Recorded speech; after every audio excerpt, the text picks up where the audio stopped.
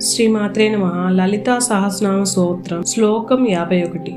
దుష్టదూర దురాచార సమని దోషవర్జిత సర్వజ్ఞ సాంద్రకరుణ సమానాధిక వర్జిత. దుష్టదూర అంటే దుష్టత్వాన్ని దూరం చేసేది అని అర్థం.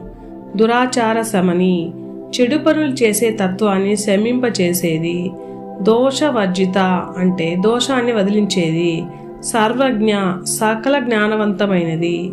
సాంద్ర కరుణ అంటే అపారమైన దయగలది. సమానాధిక వర్జిత అంటే తనతో సమానులు అధికులు లేనిది ఆ జగన్మాతే అని అర్థం. అమ్మ, నీవు భక్తుల మదిలో ఉన్న దుష్టత్వాన్ని దురాచారాన్ని దూరం చేసి వారిని దోషరహితంగా చేయగలవు.